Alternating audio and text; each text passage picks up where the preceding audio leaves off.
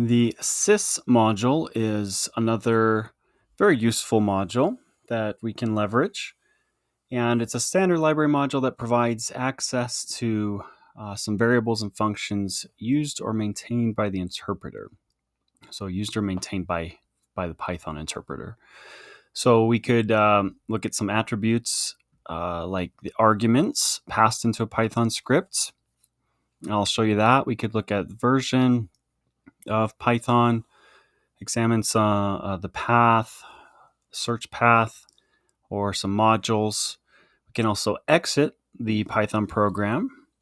We've done this in the course before. We can get the size of an object in bytes, or we can manipulate standard input, output, or standard error, which I will show you that. And those are some what are called some streams for processing input into the program, output from the program, or errors from the program. So let's take a look here. So here we are in VS Code, and we're going to create a new file. Let's say sysops.py. And one thing that's neat is we can use arguments passed into the file. So if I were to run my script like this, Python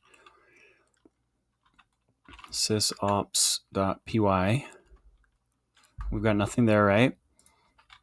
But if we import sys, remember with these built-in modules, they're installed, but you need to import them to have them run in your program. Let's print sys.argv1. And I'm going to explain this to you in a minute, but I'm saving that. Now let's run Python sysops.py and then put hello.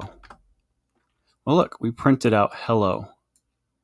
That was on the same line. And this is just, if we were running Python in our terminal or command prompt, this would be the same. This is just the terminal as available from within VS Code. But it takes as input any arguments we have.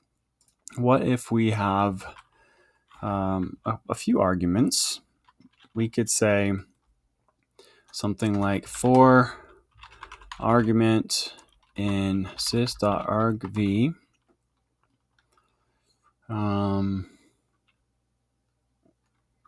Let's try that. I think that will work. Print argument.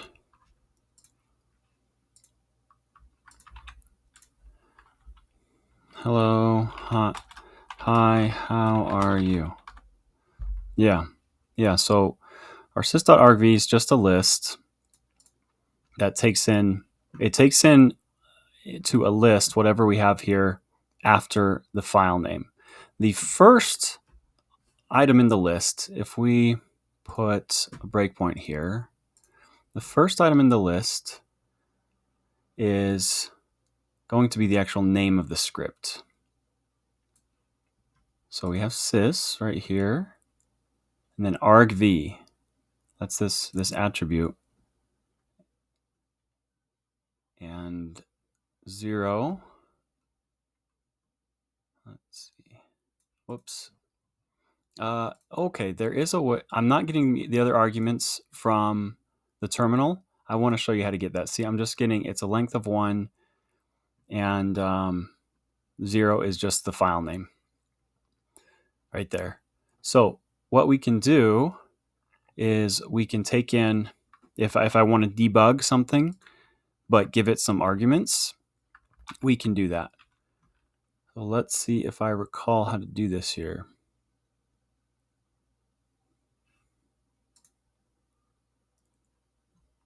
Okay, debug using launch.json.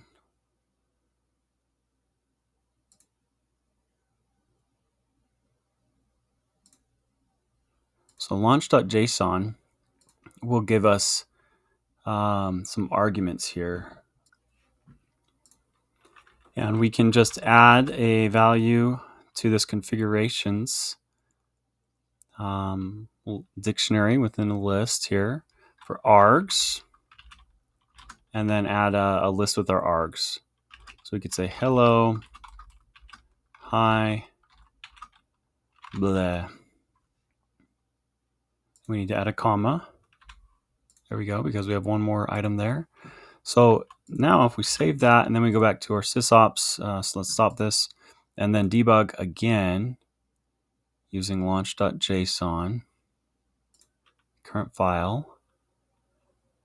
Now let's look at sys. We have argv, and now we have all of our arguments. So if you wanted to debug and your script takes arguments, you can use this launch.json file in VS Code and add args there. Anyway, I just wanted to show you the values of those positions in the list, the argv list. So we can stop that. I don't need this launch.json anymore. Anyway, so we can input parameters here to our script. And that's the argv method, or the argv attribute, excuse me. So another thing that I think is very useful would be exiting the program. We could say, and we have done this before, if argument equals quit, then sys.exit. We're just going to exit the program immediately. Else, we'll just say print program still running, just to emulate as if the program were still running. So let's run this from our command line here, so it's easy to put these arguments in. So let's run it. Program's still running, program's still running. So it just runs once for every argument we have. Now, if one of our arguments is, let's change R, is quit, we see it only ran 4 times, and then it quit. So like we could examine the values of these arguments. We could create, and we're going to do a program with this. We could create like an emulator for our terminal and say if the input at the terminal is this, then do this thing. If the argument is something else, then do this other thing. So very useful stuff there with sys.exit, as well as looking at arguments that we can input into our script.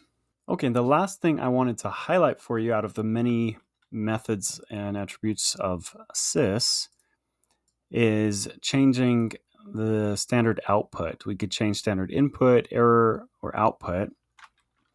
And what this will do is every time that we have something that would be output in the terminal, for example, like a print statement, we could redirect that to a file.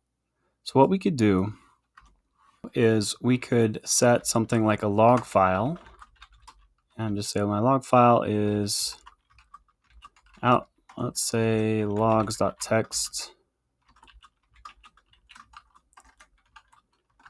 And then we can set standard output to the log file.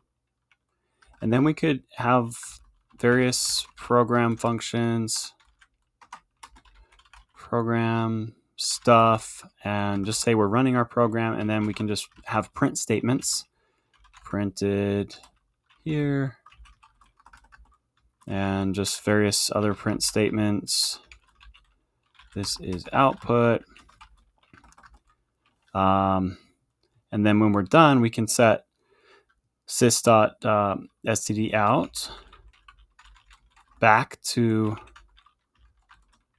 what it should be, which is this. Then we can close our file.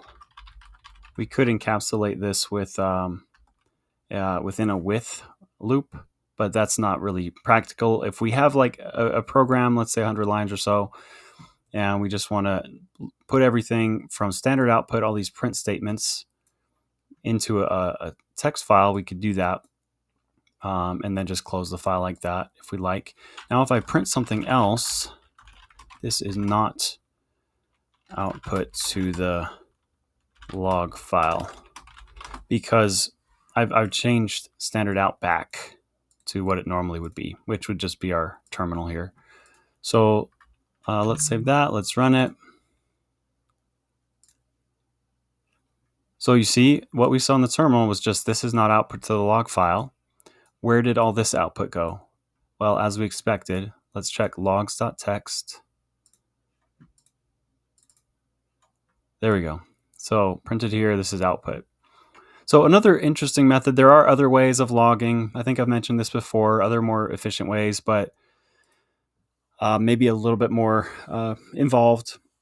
So this is kind of a quick and dirty use of the sys module to modify standard out. We could modify standard in, we could modify standard error as well. So that encapsulates a few useful methods with the sys module that I think are useful and common. And there's obviously a lot more that you can investigate, but thought this would give you a good start and introduction to the sys module.